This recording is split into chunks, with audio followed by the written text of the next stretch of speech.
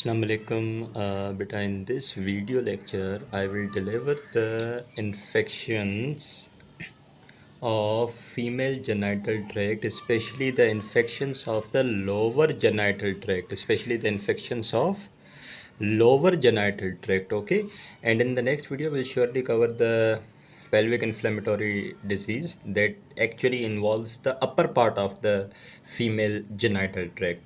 So, involving the lower genital tract of the female, the infections may be the viral infections, the fungus induced infections, and maybe protozoal or maybe bacterial. Okay, but in general, don't forget that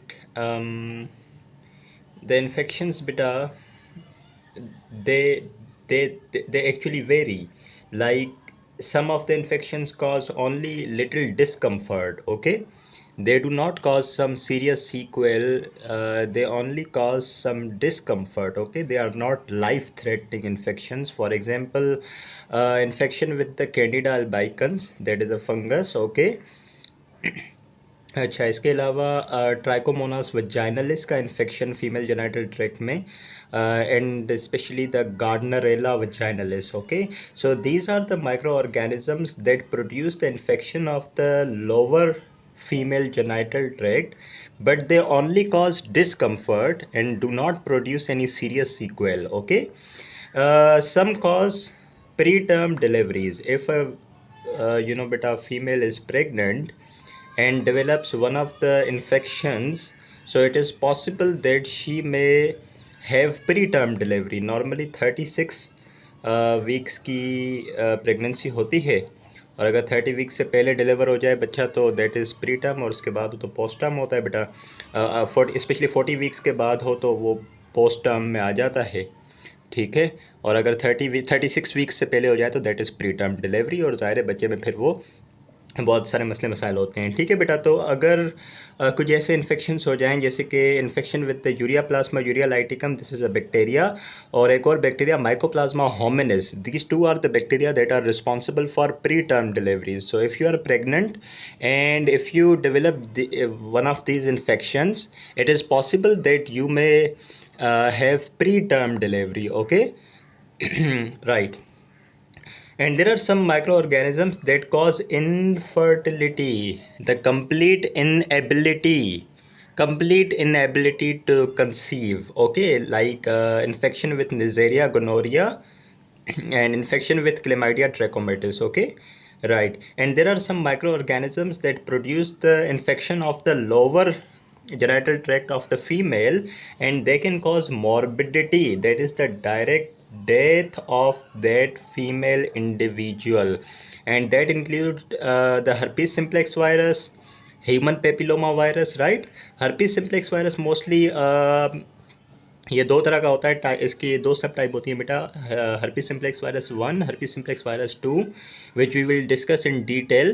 और इसके अलावा human papilloma viruses होते हैं जो कि मैं इस तरीके से डिवाइड करता हूँ कि ये कुछ low risk human papilloma viruses होते हैं, कुछ high risk human papilloma viruses होते हैं. ठीक है, जो low risk human papilloma viruses होते हैं बेटा, उनसे वायरल वार्ट्स बनते हैं. ठीक है, जिनको हम पीछे कई बार डिस्कस कर चुके हैं. और कुछ high risk human papilloma viruses होते हैं जो कि मेलिग्नेंसीज कराते हैं, कैंसर्स कराते हैं. ठीक है बेटा, तो अभी तक आपको एक जनरल आइडिया हो गया होगा कि बहुत सारे माइक्रो ऑर्गेनिजम्स हैं, फंगाई, वायरसेस, बैक्टीरिया, प्रोटोजोआ.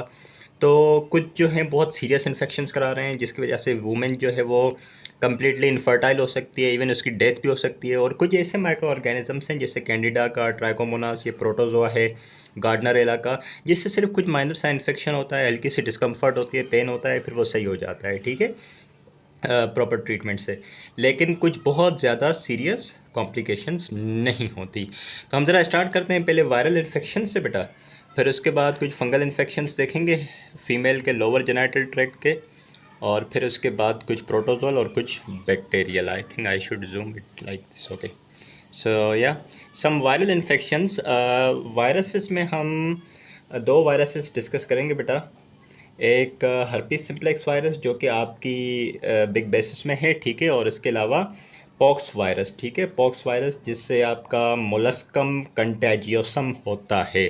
ठीक है, यही दो आपके बेसिस में डिस्कस किए हैं बेटा, तो इनको ज़रा डिस्कस करते हैं. Starting with number 1, herpes simplex virus, ठीक है. herpes simplex virus, don't forget it is a DNA virus.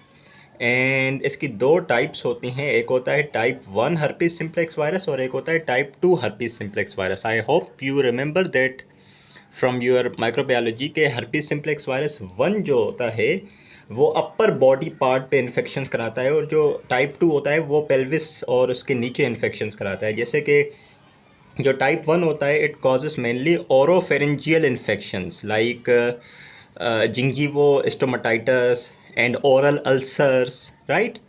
And the type 2 herpes simplex virus, it does not involve the upper body part, और ये जो pelvis और नीचे के part हैं उनको इन्फेक्ट करता है, जैसे कि जेनाइटल्स की म्यूकोजा और उसकी स्किन पे इन्फेक्शंस कराता है, जैसे कि वजाइना की म्यूकोजा हो गई, वल्वा की स्किन, तो वहाँ में इन्फेक्शंस कराना बेटा it is mostly due to herpes simplex virus type 2. Okay.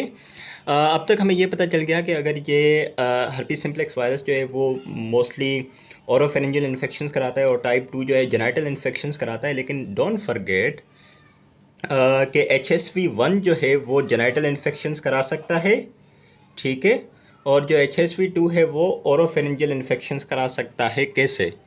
Due to orogenital sex. Due to orogenital sex. If you have orogenital sex, फ़र्ज़ करें ये एक मेल पार्टनर है और इसके माउथ में यूजुअली HSV1 का इन्फेक्शन होना चाहिए, जो कि फ़र्ज़ करें अगर किसी मेल को उसके माउथ में HSV1 इन्फेक्शन है, and if this male have orogenital sex with female, then what will happen that if this is okay female and this is the genitals of the female, so if this male have orogenital sex with the female, so he will transmit its HSV1 virus to the genital skin of the female.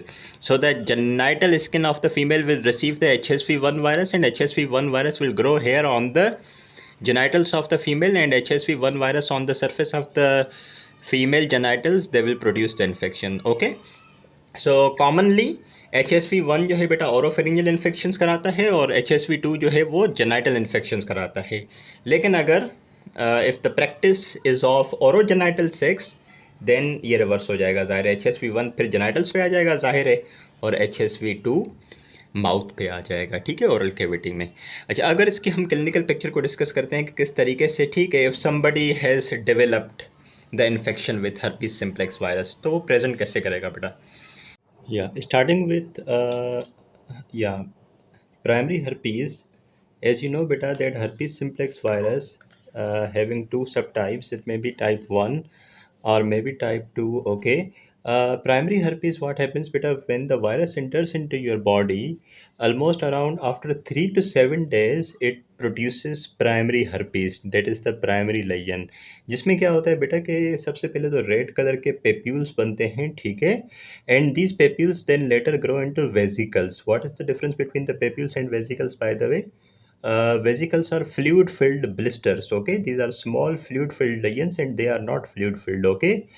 Vesicles then develop into ulcers. Vesicles फर्ज करें कुछ इस तरीके से हो तो इनमें ulceration start हो जाती है सेंटर पे, और ये अल्सर्स जो है बेटा बड़े पेनफुल होते हैं, ठीक है. ये जो बेटा पेप्यूल्स हैं, वेसिकल्स एंड अल्टीमेटली अल्सर्स, ये कहाँ पे बनते हैं? दे appear on the skin of the vulva, on the external surface obviously, but don't forget they can also appear on the mucosa of the vagina or the cervix, ठीक है, and they can also appear on the urethral mucosa. अगर बेटा ये mucosa पे हैं vagina की या cervix की, तो वजाइना में से ऑब्वियसली प्यूरलेंट डिस्चार्ज आएगा और फीमेल को पेल्विक पेन भी होगा, ठीक है. लेकिन अगर ये लेजेंस बेटा यूरेथ्रा की म्यूकोजा पे हैं तो obviously patient will have difficulty passing urine, that is dysuria, and also there will be retention of urine, right? I hope you are clear with this. Along with these lesions, patient will complain of some systemic symptoms that are the constitutional symptoms, like patient will be complaining of having fever, malaise. What is malaise? By definition, it is just like feeling of not being well. Okay. And the inguinal lymph nodes will be tender, they will be painful. Okay.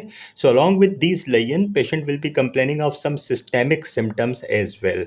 बेटा इसके बाद क्या होता है, ये जो primary lesion है herpes simplex virus का, ये beta what happens, it heals spontaneously in 1 to 3 weeks.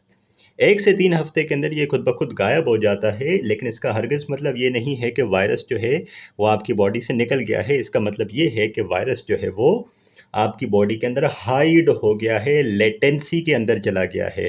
तो सबसे पहले होता है बेटा प्राइमरी हर्पीज़, जिसमें प्राइमरी लायन बनता है, पेप्यूल्स बनते हैं, वेसिकल्स एंड अल्टीमेटली अल्सर्स। उसके बाद क्या होता है, वायरस जो है आपकी बॉडी में लंबोसेक्रल गेंगलिया के अंदर जाके माइग्रेट कर जाता है, और this is the time when we say it is the latent infection, the virus is in latency. Okay, right. लेकिन कुछ फैक्टर्स ऐसे होते हैं जिनकी वजह से वायरस लेटेंसी से बाहर आ जाता है और दोबारा रीएक्टिवेट होता है और सेकेंडरी इन्फेक्शन कराता है। Okay, right. The factors which causes the virus to get out of the latency and then get reactivated and produce the secondary infection. Those factors include decrease in the immune function, patient in stress, hormonal fluctuations खास करके ख़वातीन में menstruation के दौरान, उसके अलावा trauma या UV radiation from sunlight or whatever. So these are the factors beta. If they are there, so patient बेटा virus will come out of the latency and दोबारा एक्टिवेट हो जाएगा और दोबारा इन्फेक्शन करवाएगा। Now discussing about the morphology of this virus बेटा, then the herpes simplex virus induced cytopathic changes. जहाँ पे ये वायरस इन्फेक्शन कराता है तो वहाँ पे कुछ उन सेल्स के अंदर साइटोपैथिक चेंजेस प्रोड्यूस करता है। फॉर एग्जांपल ये वल्वा की सरफेस है और ये हर्पीज सिम्प्लेक्स वायरस यहाँ पे आके वल्वा की जो स्क्वामस सेल्स हैं उनको इन्फेक्ट करता है।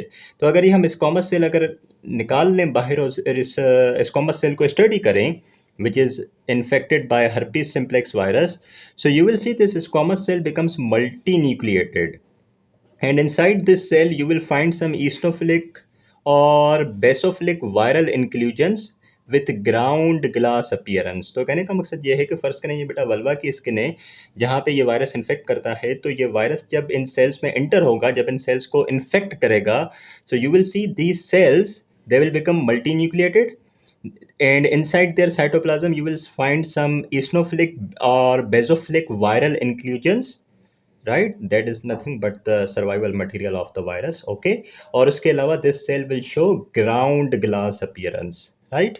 Now talking about the transmission of virus की ये transmission कैसे होती है इसकी from one individual to another, women are by the way more susceptible to transmission, and the transmission occurs mainly during the active phase of the virus, जैसे कि primary infection में या जब वायरस रीएक्टिवेट हो जाता है तब। लेटेंसी के दौरान वायरस ट्रांसमिट नहीं होता। Very occasionally during latent phase the virus can transmit. Okay, now what prevents transmission बेटा? Because herpes simplex virus, it is a sexually transmitted infection, so use of condoms can prevent the transmission of this virus. If one partner is affected and another is unaffected, so you must need to use condom while having sexual practice to prevent the transmission of virus from one person to another। C section क्यों ज़रूरी है, किस तरीके से prevent करता है? फ़र्ज़ करें बेटा मदर जो है, प्रेग्नेंट मदर, उसको herpes simplex वायरस है वल्वा में, वजाइना में, और अगर वो प्रेग्नेंट है, अगर उसको आप नॉर्मल डिलीवरी के थ्रू वजाइना से आप उसको डिलीवर करवाएंगे तो बहुत मुमकिन है कि बच्चे में भी वो इन्फेक्शन आ जाएगा। लेकिन अगर आप डिलीवरी सी सेक्शन के थ्रू करते हैं तो obviously herpes simplex virus transmit नहीं होगा बेबी में। ठीक है, तो इस तरीके से आप बचा सकते हैं और एंटीवायरल्स लेके इसको प्रिवेंट कर सकते हैं और ट्रीट किया जा सकता है बेटा। ठीक है, also you need to note one very important point that previous infection with the herpes simplex 1 virus, it reduces the susceptibility to HSV2 infection। अगर आपको अभी HSV1 infection हो जाता है तो you develop some immunity and the susceptibility to produce HSV2 infection is reduced। okay, what do I mean to say? I mean to say that अगर आप भी HSV1 infection होता है तो you become immune and the chances to acquire HSV2 infection becomes very much less, right? And opposite is the case of HSV2 infection. If you acquire HSV2 infection, then the chances of developing HSV1 infection and its transmission enhances, right? The reason is not really mentioned in basis beta, लेकिन you keep in your mind, if you develop HSV1 infection, then chances to HSV2 reduces, and if you develop HSV2 infection, then the chances of acquiring HSV1 is increased. Okay. Now, beta, how can we diagnose herpes simplex virus infection? Okay, the main thing is the clinical findings. You just look at the sign symptoms and you can say, okay, it is herpes simplex virus infection. But we have got some other methods as well. That is HSV detection by number one tissue culture. बेटा फर्ज करें अगर मैंने बताया था कि vulva की surface पे पेप्यूल बनते हैं, ठीक है ना, जिससे फिर पेप्यूल से फिर वेजिकल बनते हैं, वेजिकल से अल्सर बनता है। ना सिर्फ वल्वा की सरफेस पे, ये वजाइना में भी बन सकते हैं, सर्विक्स की मिकोजा पे भी बन सकते हैं अंदर। तो जहाँ पे ये लयन बना है ना, इस लयन में से जो फ्लूइड है ना, इस लयन का फ्लूइड, उसको आप एस्पायरेट करें, बाहर निकालें और उसको कल्चर करें। 48 to 72 आवर्स में कल्चर तैयार हो जाएगा और आपको सेल्स दिख जाएंगे और उनके अंदर क्या देखने को मिलेगा, वायरल इंड्यूस्ड साइटोपैथिक चेंजेस, जो कि हमने डिस्कस किए पीछे। अगर वो साइटोपैथिक चेंजेस मौजूद हैं तो you can say okay it is HSV infected cells. What were those cytopathic changes? What were those cytopathic changes? Number one, multinucleated cell होगा, और दूसरा जो है बेजोफिलिक टू ईस्नोफिलिक अपीयरेंस होगी, तीसरा ग्राउंड ग्लास अपीयरेंस होगी सेल्स की। ठीक है, सो अगर आपको ये साइटोपैथिक चेंजेस मिलते हैं सेल के अंदर टिश्यू कल्चर करने पे, तो you can say okay it is HSV infection, right. इसके अलावा कुछ और डायग्नोस्टिक ऑप्शन हैं, जैसे कि you can perform PCR to detect the viral DNA, you can go with ELISA and direct immunofluorescent antibody testing, right. Antibodies भी detect की जा सकती हैं अगेंस्ट दिस वायरस। अच्छा, एंटीबॉडीज़ के बारे में बता दूं बेटा, जो एंटी HSV एंटीबॉडीज़ होती हैं, जो herpes सिम्प्लेक्स वायरस के खिलाफ एंटीबॉडीज़ बनती हैं, वो बेटा they are absent in the primary phase और the acute phase of the herpes simplex virus infection, and they are present in the recurrent और द लेटेंट इन्फेक्शन। ज़ाहिर है एंटीबॉडीज़ को बनने में बेटा टाइम लगता है। तो जब वायरस आपकी बॉडी में एंटर होता है और प्राइमरी इन्फेक्शन करवाता है, तो प्राइमरी इन्फेक्शन के दौरान आपको एंटीबॉडीज़ नहीं मिलेंगी। एंटीबॉडीज़ कब बनती हैं? लेटेंट पीरियड के दौरान, और जब वायरस रीएक्टिवेट होता है तब बनती हैं। तो अगर आप किसी पेशेंट की सीरोलॉजी कराते हो और उसमें आपको एंटी HSV एंटीबॉडीज़ मिलती हैं, तो इसका मतलब क्या है कि आप किस स्टेज पे हो, लेटेंसी में, या फिर वायरस रीएक्टिवेट हो चुका है। अगर आपको एंटीबॉडीज़ मिलती हैं तो इसका हरगिज़ मतलब नहीं है कि virus is in the primary stage, क्योंकि प्राइमरी या फिर एक्टिव फेज के दौरान एंटीबॉडीज़ नहीं बनी होती हैं अभी तक। ठीक है बेटा, चलें अब इसके बाद जरा ट्रीटमेंट ऑप्शन डिस्कस करते हैं इसका। बेटा the effective treatment is not there for latent HSV। Virus जब एक्टिव है, प्राइमरी फेज पे है या रीएक्टिवेटेड है, तब तो उसको ट्रीट किया जा सकता है, लेकिन लेटेंसी के दौरान इसका कोई ट्रीटमेंट नहीं है। ठीक है, हाँ, जब वायरस एक्टिव है, प्राइमरी फेज में है, रीएक्टिवेटेड है, तो फिर तो आप एंटीवायरल्स देके वायरस को किल कर सकते हैं। यू कैन यूज़ एसाइक्लोवियर और famciclovir. Okay, they shorten the length of the initial and the recurrent phase of the virus. Okay, these are very much effective drugs against the herpes simplex virus. Also, the better thing is to prevent the virus. Prevention के बहुत सारे तरीके पीछे ही बताए। You can use बेटा condom, क्योंकि ये sexually transmitted infection है तो बैरियर होना लाजमी है। इसके अलावा और भी बहुत सारे तरीके थे। अगर मदर इन्फेक्टेड है तो गो विथ C-सेक्शन। ठीक है, और बेटा सबसे लाजमी चीज़ है vaccination, which is the ultimate solution to prevent herpes simplex virus infection, right? I hope you are clear with this beta.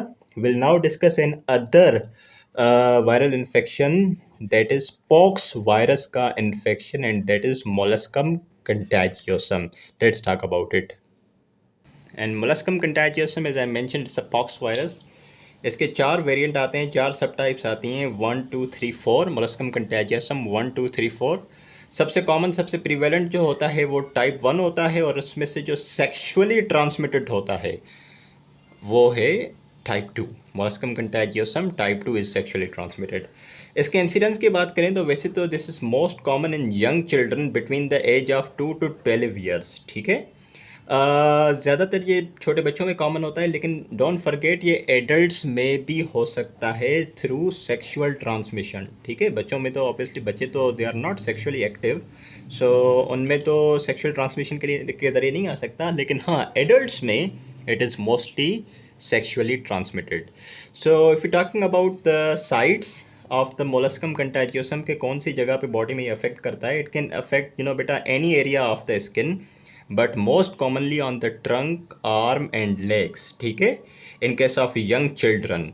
लेकिन एडल्ट में अगर इसका इन्फेक्शन हुआ है सेक्सुअल ट्रांसमिशन के थ्रू, तो फिर ज़ाहिर ऑफ साइट्स जो हैं वो डिफरेंट होंगी affected, that are obviously participated in the sexual intercourse, like the genitals, lower abdomen, buttocks and the inner thigh. Okay, so yeah, let me show you the molluscum contagiosum. First let me tell you कि इसका lion होता कैसा है। अब इसकी diagnosis भी clinically बनती है बेटा, कि हम लयन को देख के ही बता देते हैं कि हाँ ये molluscum contagiosum है। that there is formation of pearl like dome shaped papule with the dimple center। Pearl के जैसा डोम शेप यानी एलिवेटेड होता है और उसके सेंटर में डिम्पल होता है, ठीक है, कुछ इस तरीके से। ये देखें, this is molluscum contagiosum, can you see, this is pearl like, it is dome shaped and having a dimple in the center. Okay, even I can show you this on the surface of the genitals, especially, yeah, can you see these are the molluscum contagiosum with the central dimple. Okay, this is the molluscum contagiosum.